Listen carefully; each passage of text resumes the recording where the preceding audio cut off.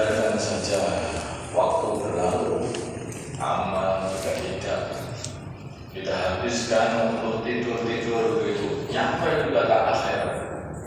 Kita mesti nyampe ke akhirat, sedangkan kita tidak membawa apapun. Walaupun kita mungkin tidak maksiat, kita pun juga sama sekali tidak membawa taat, tidak membawa pahala sedikit pun. Seumpama seperti itu. Tapi di sana di akhirat tidak ada pilihan. Semuanya yang tidak masuk surga adalah masuk neraka. Karena bila mana kita tidak amal apapun di dunia ini, artinya kita ini sudah bermaksiat. Jangan dikira maksiat itu adalah suatu pekerjaan begitu saja, karena ada dua. Meninggalkan pekerjaan pun juga bisa dikatakan maksiat. Kayak meninggalkan sholat fardu, kayak meninggalkan puasa, meninggalkan zakat, meninggalkan amar ma'ruf nahi 'anil munkar, membuat permusuhan. Semuanya adalah kemaksiatan yang mungkin saja kita ini tidak merasakan bahwa itu adalah suatu kemaksiatan. Aku tidak berbuat apa-apa, kenapa aku masih diurus juga? Tidak berbuat apa-apa adalah ketika melihat kemungkaran, itu adalah kemaksiatan. Mendengar adzan kemudian tidak berbuat apa-apa untuk sholat, itu adalah kemungkaran. Hadirin sudah waktu Ramadan tidak berpuasa, itu adalah kemungkaran dan kemaksiatan. Maka hadirin yang dimuliakan Allah SWT, akhirnya kita ini di dunia ini tidak bisa tidak harus amal. Tidak amal, kita tidak akan membawa bekal. Tidak amal, bukan hanya tidak membawa bekal, tetapi kita juga akan membawa dosa yang begitu banyak nanti di akhirat. Maka hadirin yang dimuliakan Allah Subhanahu wa Ta'ala, al-qayyisu man dana nafsahu wa 'amila lima ba'da al-maut, kata Nabi. Orang yang pintar adalah orang yang mau menundukkan keinginan dirinya dan amal untuk perkara setelah kematian.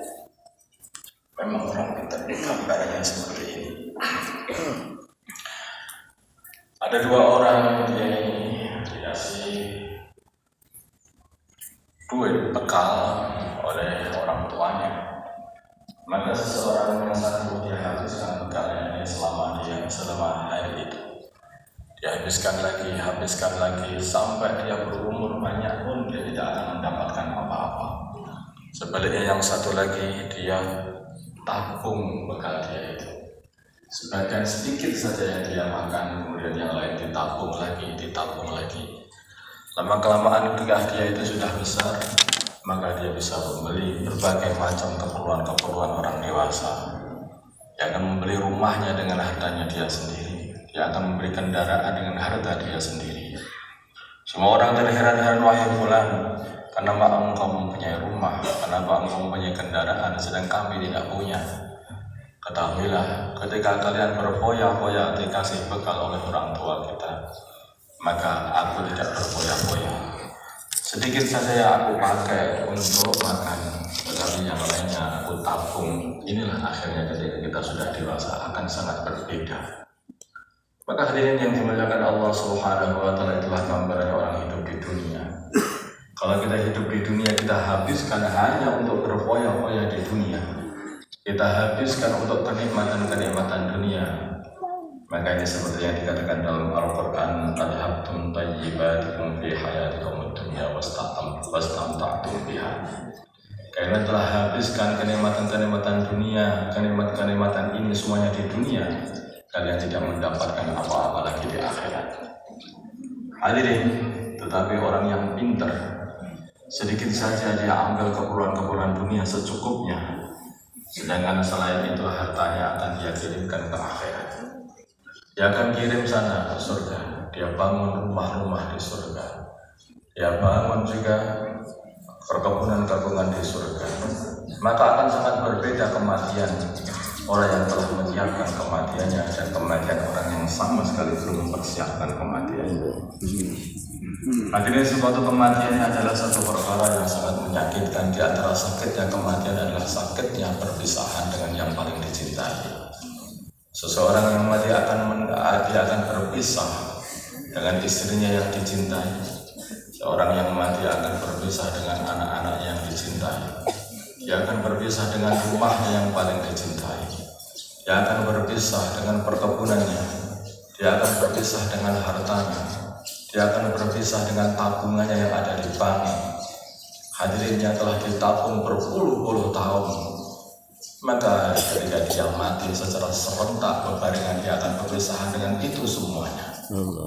Hadirin, seseorang kalau berpisah dengan duitnya 1.000, 2.000 mungkin tidak akan terasa sakit di dalam hati.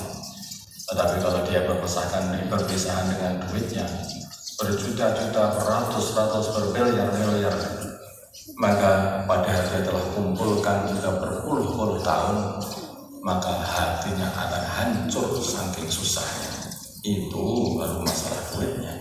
Tetapi serentak semuanya, seluruh yang dia cintai habis, rumahnya hilang, keluarganya hilang, duitnya hilang. Maka hadirin, semakin banyak orang yang mencintai dunia, semakin sakit ketika dia dalam kematian. Hadirin yang dimuliakan Allah Subhanahu sebaliknya, orang yang pintar, dia telah mengirimkan harta bendanya ke akhirat sana. Dia kirimkan duit-duitnya ke akhirat sana. Maka bukan hanya itu saja, ditambah dia akan kerja terus dengan sholat, dia kerja dengan berzakat, dengan bersedekah, dengan berpuasa, dikirimkan semua kebaikan-kebaikan itu ke akhirat semuanya. Hadirin, begitu dia ini diajak oleh malaikat untuk berangkat ke akhirat, maka dia akan segera berkata dengan penuh semangat, mari kita berangkat. Aku sudah kumpulkan banyak sesuatu di sana, di surganya Allah Subhanahu wa Ta'ala. Itulah kenapa orang-orang yang saleh ketika mereka berangkat ke akhirat begitu sukacita. Seperti yang dikatakan oleh Sayyidina Bilal ketika beliau mau wafat, maka beliau mengatakan, aku suka sekali besok akan bertemu dengan orang-orang yang aku cintai, yaitu baginda Nabi Muhammad dan sahabat-sahabatnya. Bernyanyi-nyanyi beliau ketika mau berangkat ke akhirat, karena beliau telah menyiapkan segalanya di sana, di akhirat sana. Hadirin, kalau kita memang hidup ini menuju akhirat dan kita diciptakan untuk akhirat, lalu kenapa kita ini masih saja menghabiskan segala sesuatunya di dunia ini? Kenapa kita masih tampung harta kita hanya untuk dunia saja? Dari dunia untuk dunia, dari dunia untuk dunia, sampai di akhirat melompong tidak punya apa-apa. Maka hadirin yang dimuliakan Allah SWT, nasihatlah diri kita sendiri. Jadilah orang pintar. Jadilah kalau kita sudah sampai di akhirat sana, jadi orang yang betul-betul sukses dan kaya, karena kita sudah mengumpulkan harta benda kita di sana. Di sana kita tidak bisa membangun rumah, di sana tidak ada toko material, di sana kita tidak bisa mencari bantuan, tidak ada bantuan, semuanya dikirim dari dunia ini. Baginda Nabi kita Muhammad SAW diperlihatkan di surga sana, yaitu suatu rumah yang dibangun dengan semangat oleh pembangun-pembangunnya. Kalau suatu kali orang yang membangun rumah ini berhenti, maka baginda Nabi kita Muhammad SAW bertanya, kenapa engkau semuanya berhenti tidak bangun rumah lagi? Mereka mengatakan, bahannya habis ya Rasulullah SAW. Lalu beliau bertanya, apa bahannya rumah-rumah di surga ini? Mereka mengatakan, bahannya adalah zikrullah. Sekarang orang yang lagi tidur, sehingga tidak ada kiriman bahan dari dunia sana. Maka hadirin yang dimuliakan Allah Subhanahu wa Ta'ala, kalau kita paham mengenai ini, tentu saja walaupun dalam keadaan tidur, kita tidak akan menyia-nyiakan tidur kita. Kita tidur dengan tidur baginda Nabi, kita ambil sunnah baginda Nabi di dalam tidur, sehingga tidur kita pun tidak dihitung ibadah.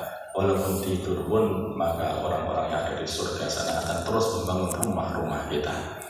Maka hadirin yang dimuliakan Allah Subhanahu wa Ta'ala, akhirat selalu ingatlah ini semuanya. Kalau kita selalu ingat akhirat, maka akhirat akan bisa meredam kemarahan yang ada dalam hati kita, akan bisa meredam kepinginan dunia kita, akan bisa meredam dalam hati kita ini kemaksiatan yang pengen kita amalkan, akan bisa meredam dan menekan hawa nafsu kita juga. Maka hadirin yang dimuliakan Allah SWT, memang hawa nafsu inilah yang membuat orang itu celaka. Dia mengajak perkara yang enak begitu saja tanpa memikirkan apa akibat daripada ajakan itu. Tetapi ada dua perkara yang menjadikan hawa nafsu ini bisa diredam. Di antaranya adalah takut kepada Allah Subhanahu wa taala. Amma man khafa maqama rabbih wa nahan nafsa 'anil hawa fa innal jannata hiyal ma'wa. Adapun orang yang takut kepada Allah, takut kalau nanti dia ini harus berdiri di hadapan Allah untuk ditanyai mengenai perkara-perkara yang telah dia lakukan selama di dunia. Inilah yang harus kita ingat-ingat, yaitu urusan hisab nanti di akhirat. Maka dia akan mampu untuk menahan dirinya, menahan kesenangan-kesenangan dirinya. Wa nahan nafsa 'anil hawa fa innal jannata hiyal ma'wa. Baginya adalah surga.